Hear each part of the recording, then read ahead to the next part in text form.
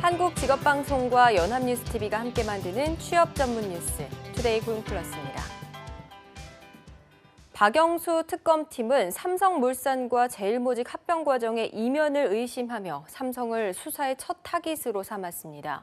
뇌물죄 규명을 공식화한 특검은 삼성에 이어 검찰이 주력했던 롯데와 SK 수사에 집중할 것으로 보입니다. 김민희 기자입니다.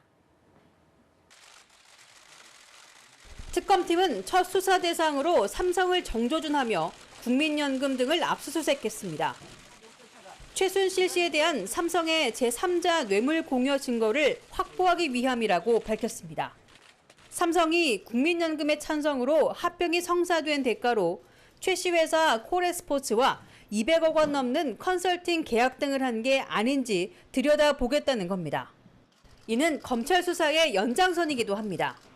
검찰은 수사 막바지 재단과 별도로 최 씨 측에 별도 자금을 제공한 삼성과 함께 면세점 특혜 의혹과 관련해 재단에 추가 출연을 했거나 출연을 요청받은 롯데와 SK를 압수수색하며 대가성 입증에 주력했지만 실패했습니다. 바통을 넘겨받은 특검 입장에선 뇌물죄 적용을 위해 우선 고려할 수밖에 없는 겁니다. 삼성 등 대기업 수사를 담당했던 특수본 소속 검사들이 상당수 파견온 것도 이 같은 흐름을 같이 합니다. 특검팀은 지난해 대통령과 독대한 7대 그룹을 전부 재조사할지는 미정이라고 밝혔습니다. 구체적인 조사 계획은 현재 상태로서는 결정된 바가 없습니다. 다만 70일이란 다소 빡빡한 일정을 고려한다면 뇌물죄 혐의 입증을 위해 특검팀이 선택과 집중을 할 수밖에 없다는 전망에 무게가 실립니다. 연합뉴스TV 김민혜입니다. 삼성 비자금 특검 8년 만에 삼성이 또다시 특검의 수사 대상이 됐습니다.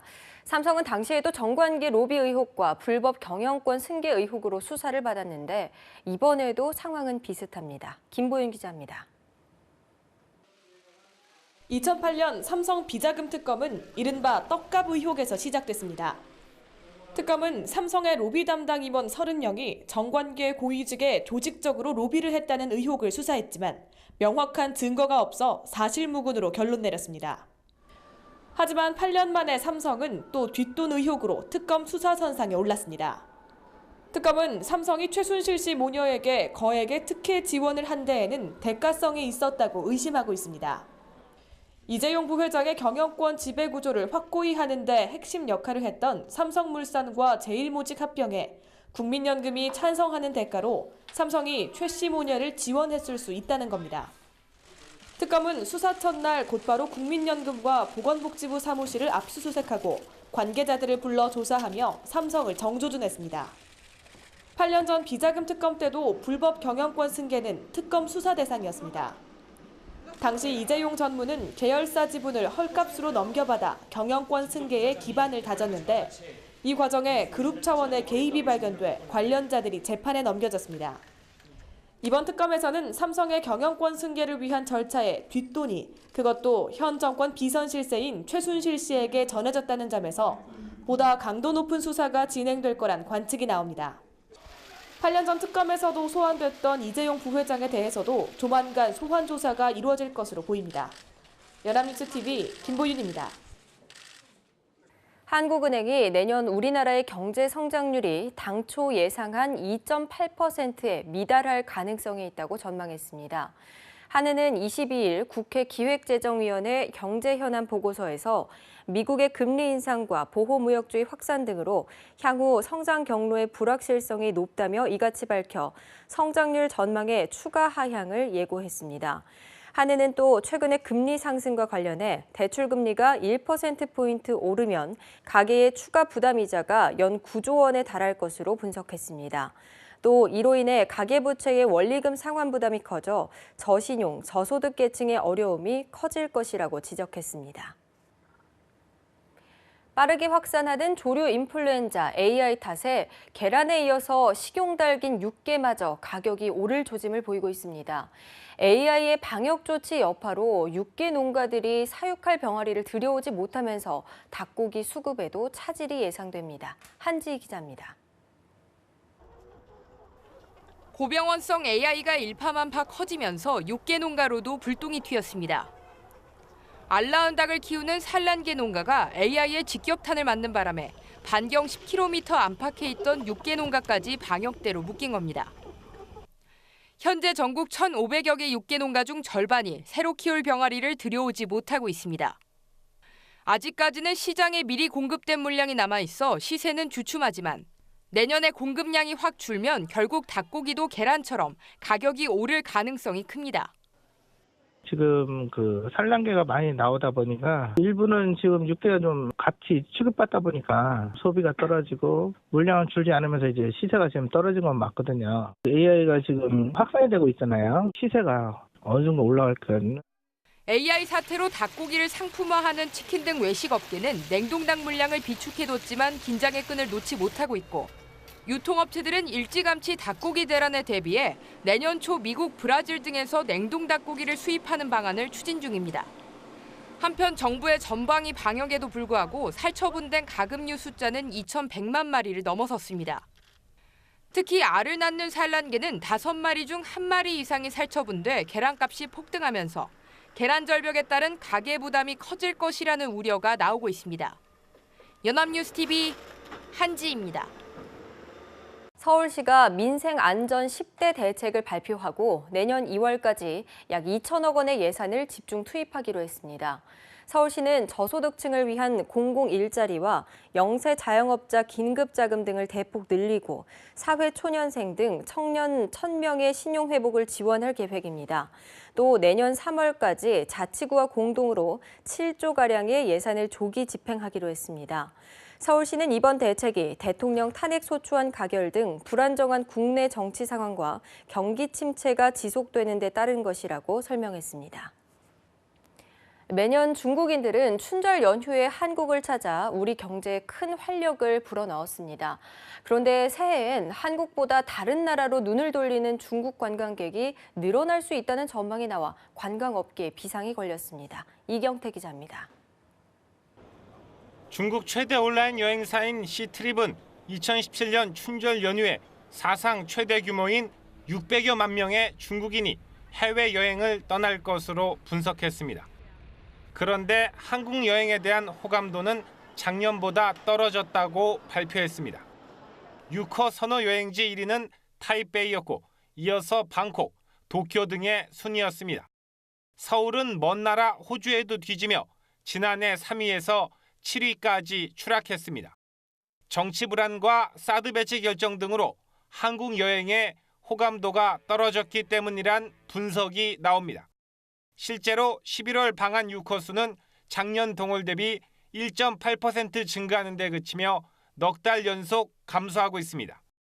지난해 6호가 한국에서 쓰고 간 돈은 15조 원에 달하고 방한 외국인 관광객 2명 중 1명이 6호란 점에서 문제는 심각합니다. 한국관광공사 측은 여행지 선호도와 실제 방문은 차이가 있다며 뚜껑을 열어봐야 한다는 입장입니다.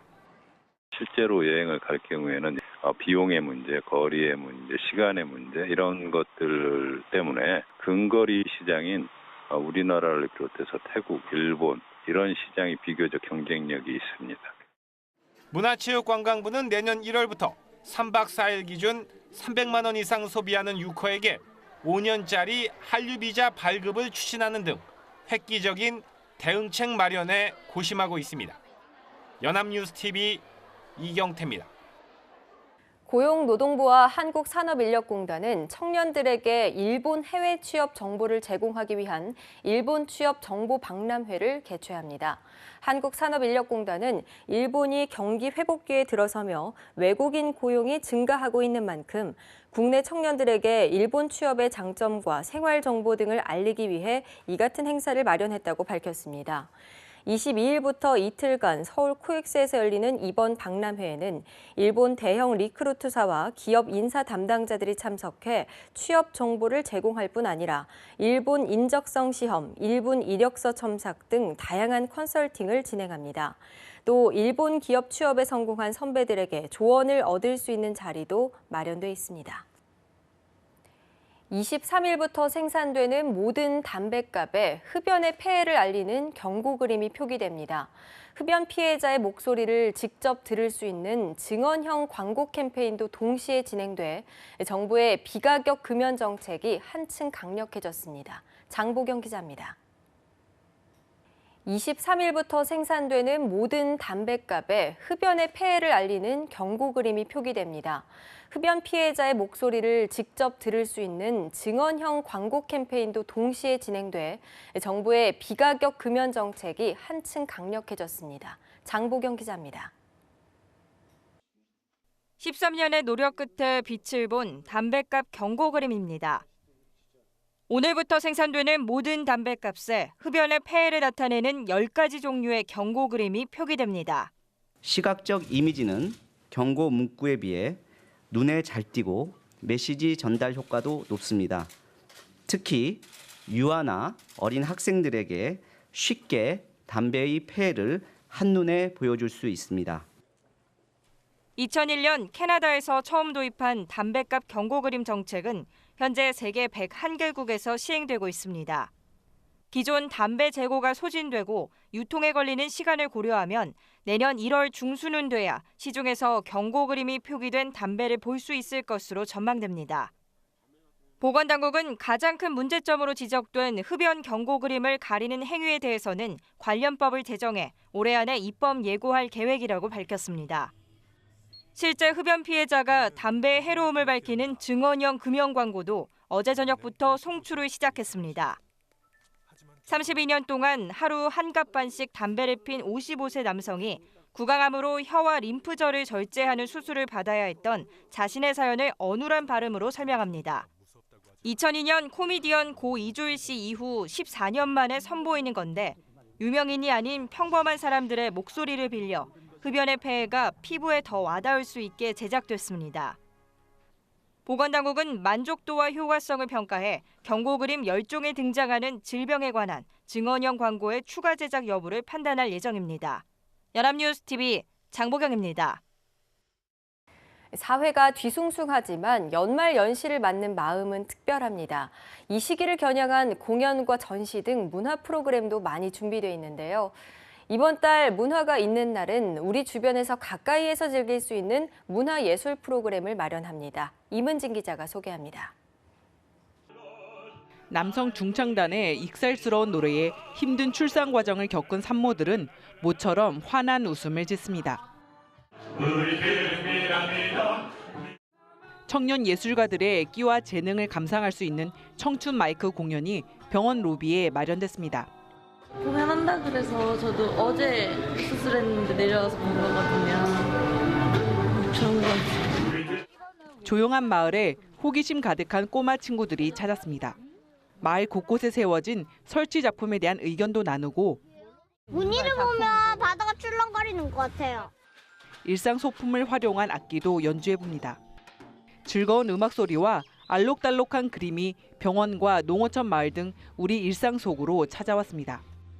오는 28일 문화가 있는 날에는 청춘 마이크와 지역 거점 특화 프로그램 등 다양한 문화예술 프로그램이 우리 일상 속에서 펼쳐집니다. 이렇게 가까운 곳에 재밌게 놀 수 있는 데가 있는지 몰랐거든요. 즐길 수 있는 데. 가까이에서 찾을 수 있는 문화를 즐기며 차분히 한 해를 마무리하는 것도 좋은 방법입니다. 연합뉴스TV 임은진입니다.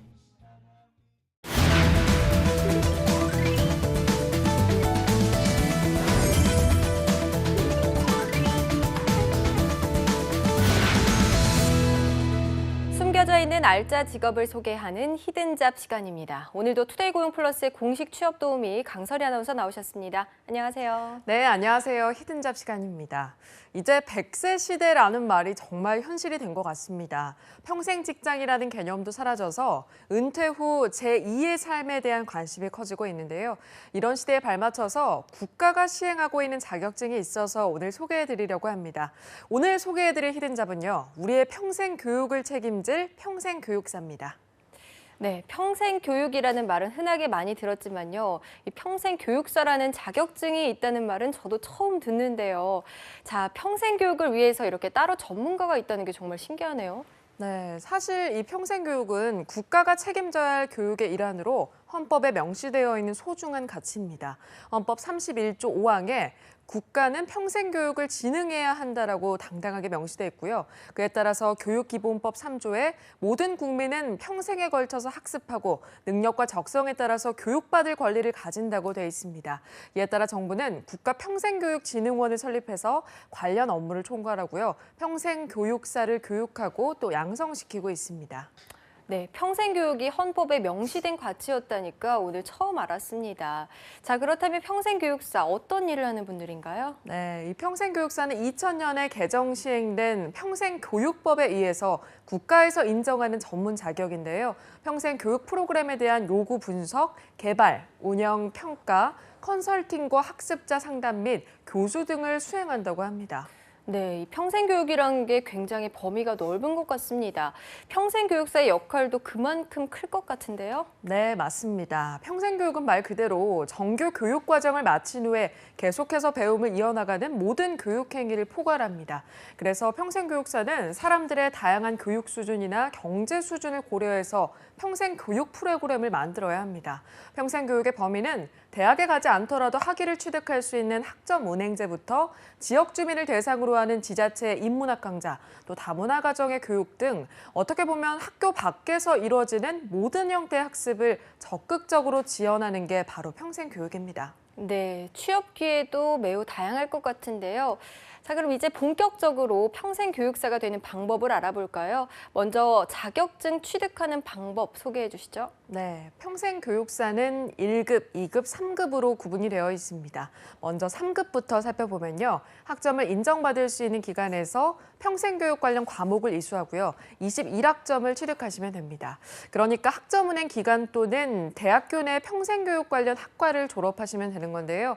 또 교원 혹은 평생교육 분야에서 일했던 경험이 있는 분들은 국가평생교육진흥원이나 지정양성기관에서 3급 양성과정을 이수하셔도 평생교육자 자격증을 취득하실 수 있습니다. 네, 관련 수업을 이수할 수 있는 방법도 여러 가지가 있습니다. 상황에 맞는 방법을 선택해서 자격증을 취득하면 되겠네요.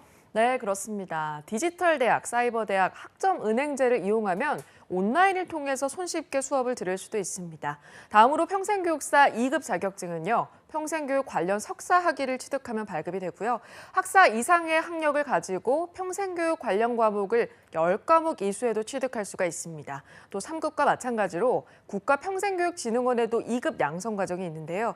2급 자격증 취득 후에 5년이 넘게 관련 업무에 종사하고 국가평생교육진흥원에서 실시하는 1급 과정을 이수하게 되면 이제 대박의 1급 자격증을 취득할 수 있습니다. 네, 요즘은 각종 학점 은행 제도를 통해서 손쉽게 자격증에 도전을 할 수가 있는데 이것도 역시 평생교육의 개념이기도 하죠. 자, 그럼 평생교육사의 취업 현황은 어떤지 알아볼까요? 네, 국가평생교육진흥원이 각 시도의 평생교육진흥원을 운영하고 있습니다. 그리고 각 시도 자치단체들도 평생교육 관련 프로그램을 운영하고 있는데요. 이들 공공기관에서 사람을 뽑을 때 당연히 평생교육사를 필요로 하고 있습니다. 또 요즘은 각 대학교에서도 평생교육 관련 과정을 경쟁적으로 만들고 있죠. 국가의 지원도 많을 뿐만 아니라 시민들의 요구도 많기 때문인데요.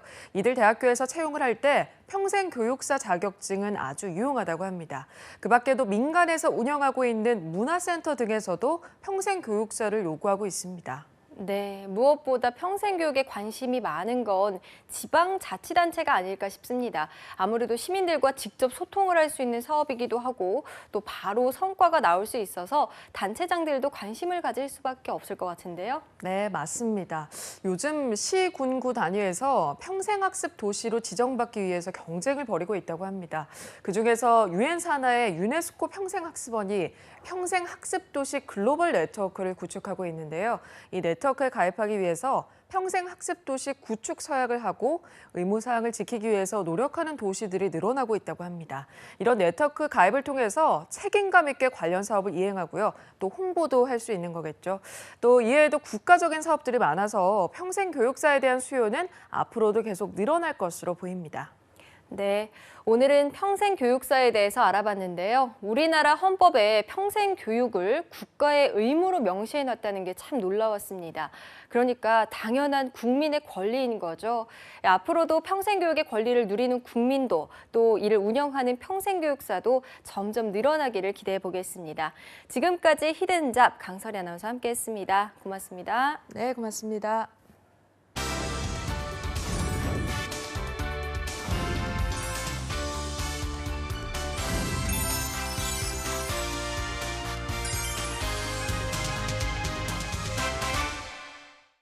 투데이 고용플러스 오늘 준비한 소식은 여기까지입니다. 함께해 주신 여러분 고맙습니다.